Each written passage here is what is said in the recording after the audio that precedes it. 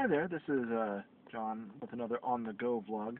I've been kind of busy trying to get some things set up for a trip. Long story, you don't need to know about it. Um, but I thought I would talk on this one about basically a lot of where I'm coming from. Uh, for those of you who know, my blog is called Technology for Living. And there's a real reason behind that. Um, if you look at my Twitter feeds, they'll talk about how I'm a mystical techie and all of this other stuff. Oh, the light levels on here are really messed up. Sorry about this. I'm going to try to do a proper blog post with a good, well, this is a decent camera, but anyway. Um, Back on topic. So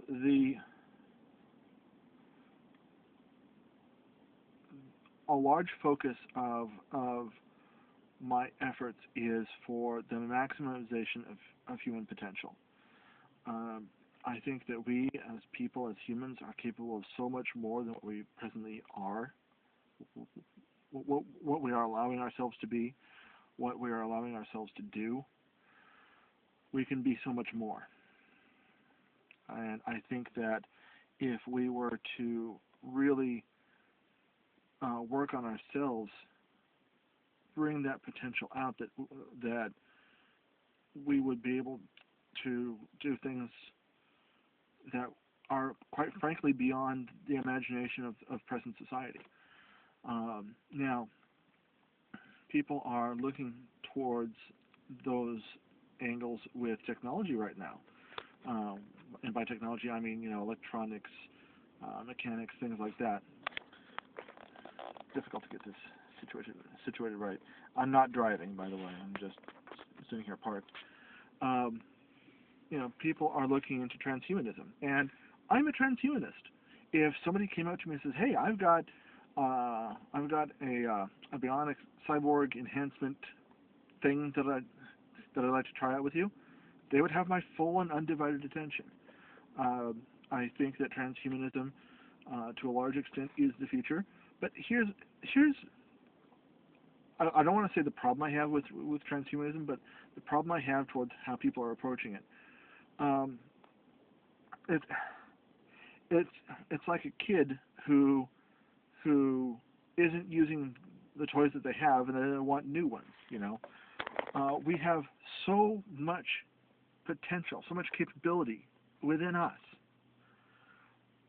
and then we want to ignore all the stuff that we have and tack on potential with machinery. Now, I get that it's the whole point of technology is to make things easier, but I'm thinking that why don't you do both?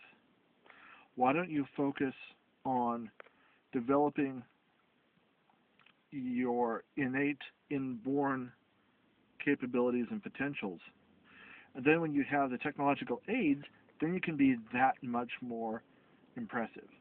So that's pretty much my focus. It's what I've been working on for years, both for myself and for others.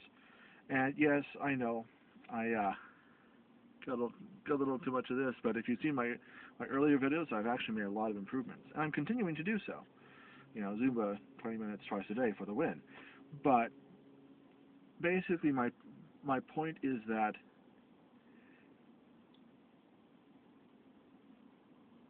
everybody is looking for an edge. Most people don't realize that they have one. So, it doesn't matter which internal technology you use. There's lots of great technologies out there. Meditation is an oldie but a goodie. I mean, meditating, even if it's, it doesn't need to be anything formal, doesn't need to be anything fancy, certainly. Just taking a few minutes every now and then and just being in the moment. Or for something a little more recent, NLP practices, or cognitive behavioral therapy, or there's so many.